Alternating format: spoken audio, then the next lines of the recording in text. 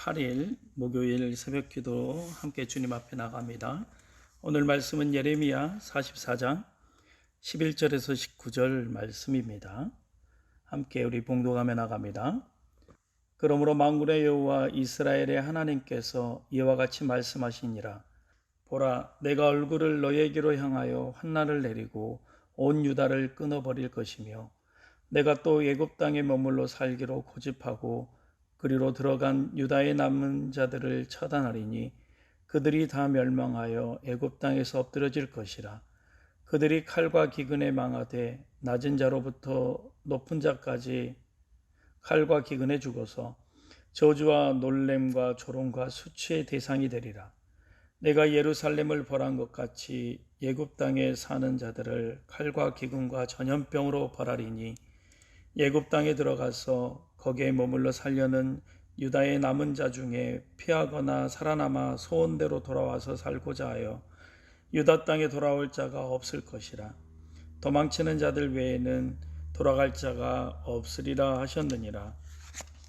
그리하여 자기 아내들이 다른 신들에게 분향하는 줄을 아는 모든 남자와 곁에 섰던 모든 여인 곧 애굽 땅 바드로스에 사는 모든 백성의 큰 무리가 예레미야에게 대답하여 이르되 내가 여호와의 이름으로 우리에게 하는 말을 우리가 듣지 아니하고 우리 입에서 낸 모든 말을 반드시 실행하여 우리가 본래 하던 것 곧 우리와 우리 선조와 우리 왕들과 우리 고관들이 유다 성읍들과 예루살렘 거리에서 하던 대로 하늘의 여왕에게 분향하고 그 앞에 전제를 드리리라.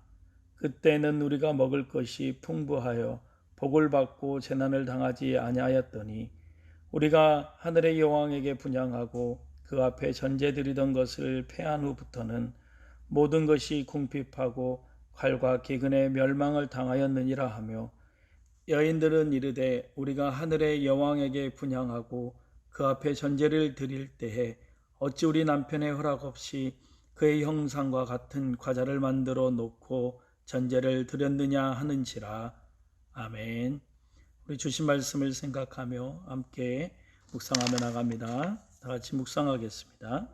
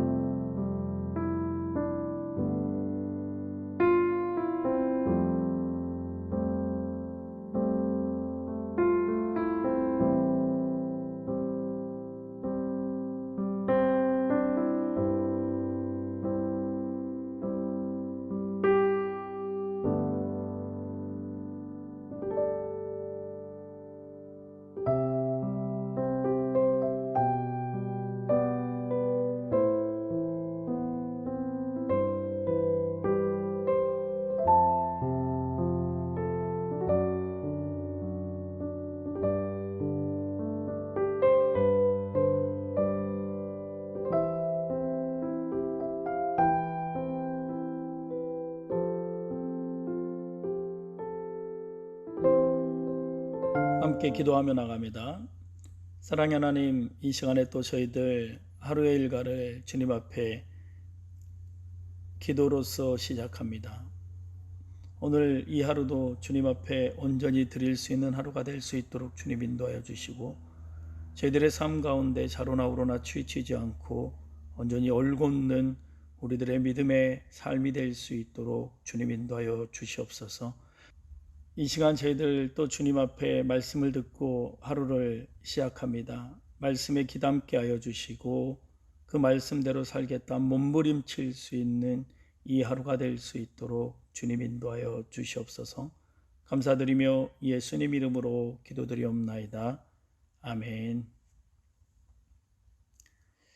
오늘 본문은 예레미야 생애의 마지막 메시지라고 말할 수 있습니다. 예레미야는 애굽 각지에 흩어져 사는 유대인들에게 하나님의 말씀을 전합니다. 하지만 백성들의 태도는 이전에 요한나와 그 일행이 보인 태도와 비교할 수 없을 정도로 더 강팍하고 굳어져 있었습니다. 특히 오늘 본문은 애굽에 있는 유다 백성들과 예레미야의 논쟁을 다루고 있습니다. 논쟁의 내용은 다름 아닌 우상 숭배에 관한 것이었습니다. 바벨론의 유다 침공 때 포로로 끌려가지 않았던 유다 백성들의 일부가 예레미야를 찾아와 묻습니다. 하나님의 뜻을 물어주라는 것이죠. 애굽으로 가는 것과 이 땅에 남는 것을 엄두에 둔 바로 신탁이었던 것입니다. 이 땅에 머물러라라는 하나님의 말씀을 전하지만 그들은 듣지 않고 예레미야를 끌고 애굽으로 갑니다. 그리고 그곳에서 애굽의 신 아낫을 섬깁니다. 그 왕의 그 백성임을 우리는 다시 한번 볼 수가 있습니다. 왕도 묻고 행하지 않았듯이 백성들도 하나님의 뜻을 구하지만 순종하지 않는 모습을 또 오늘 말씀을 통해서 볼 수가 있습니다. 예레미야를 통해 그들을 향해 하나님의 심판의 애언이 선포됩니다. 애굽에 거하면서 우상 숭배를 하면서 안전하다 생각할지라도 내가 그곳을 벌하겠다라는 것이죠. 애굽도 칼과 기근과 전염병으로 벌하리니 도망쳐오는 자들 외에는 살 사람이 없을 것이다 라고 말합니다.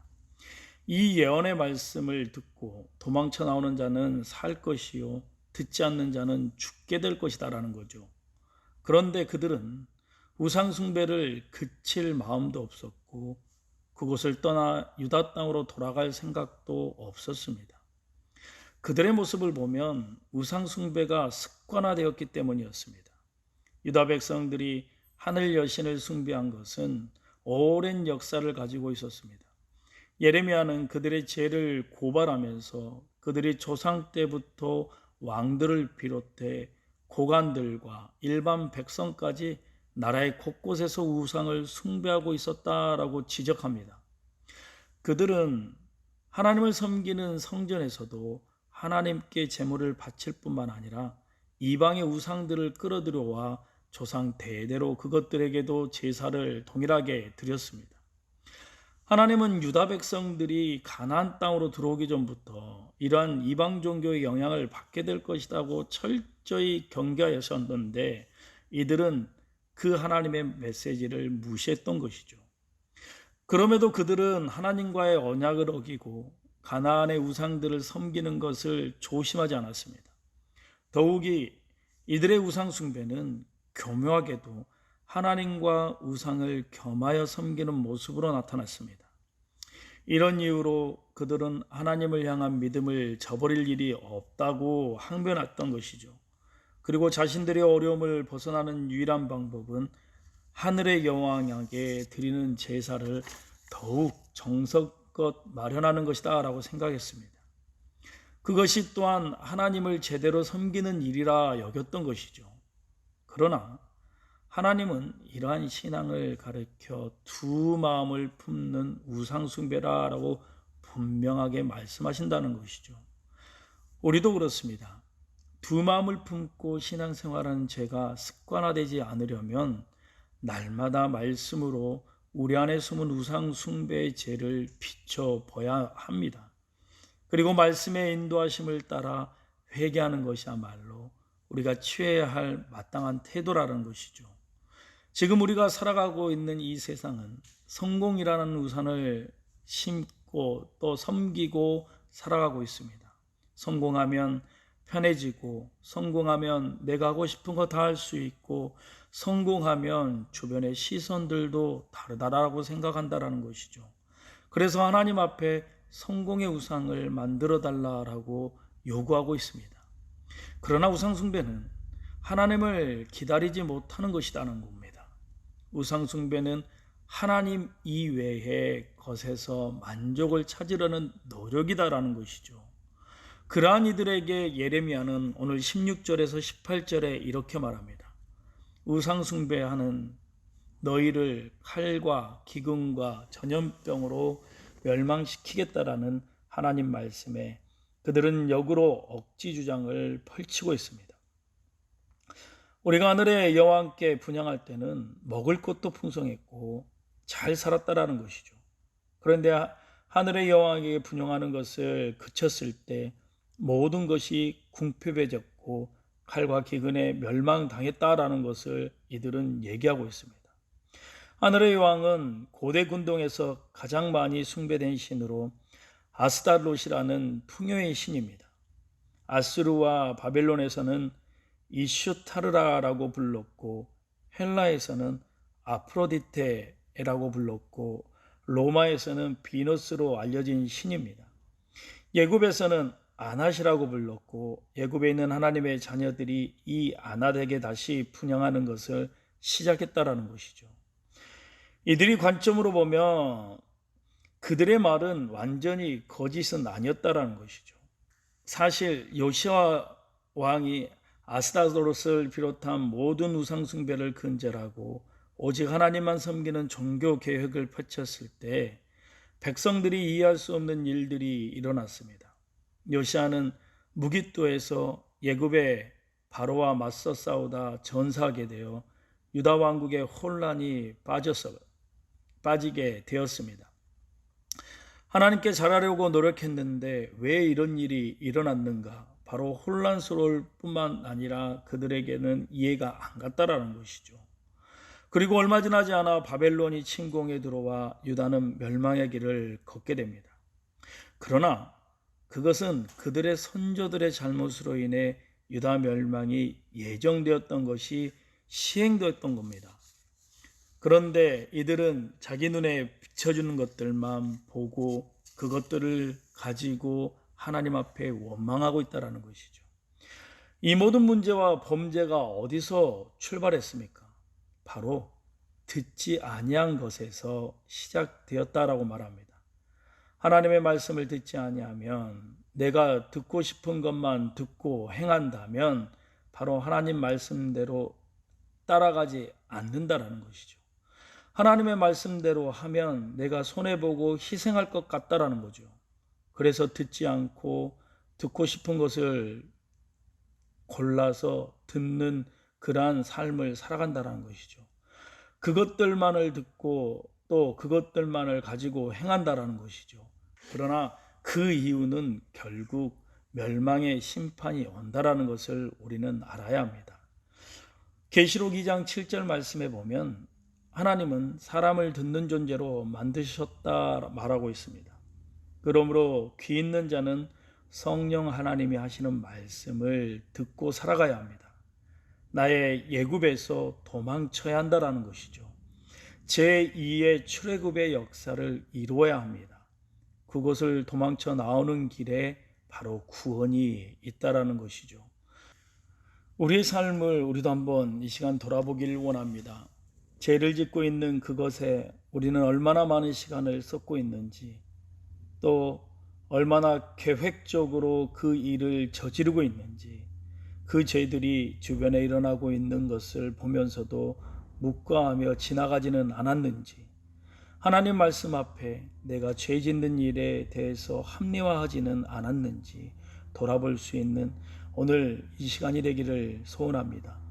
유다의 모습이 오늘 내 모습이 아니는가, 또 우리가 하나님 앞에 그렇게 살고 있지는 않는지, 내가 죄 가운데 살아가고 있는 것이 나를 돌보시지 않는 하나님 때문이라 탓하며 정당화하고 있지는 않는지 오늘 이 하루 주님 앞에 결단하며 또 회개하며 고백하며 나가기를 원합니다. 그 마음에서 돌이켜 하나님을 온전히 섬길 수 있는 내가 될 수 있도록 이 시간 함께 결단하며 나아가는 오늘 이 하루가 되기를 주님의 이름으로 소원합니다. 이 시간 우리 다 같이 기도하며 나갑니다. 나는 어떤 것을 가지고 하나님 앞에 합리화를 시키고 있는지, 내 죄는 묵인하면서 남의 죄만 보고 정죄하고 있지는 않는지 오늘 주신 말씀을 생각하며 함께 기도하며 나갑니다. 다 같이 기도하겠습니다.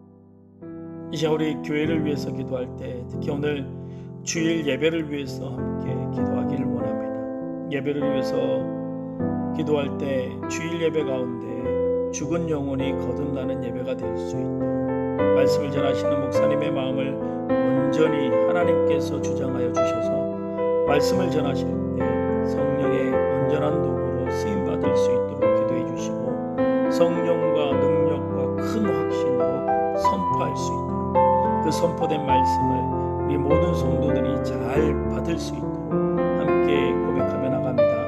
그리고 기도하신 후에 여러분들의 기도의 제목을 주님 앞에 올려드립니다. 다 같이 기도하겠습니다. 기도하겠습니다. 기도하겠습니다.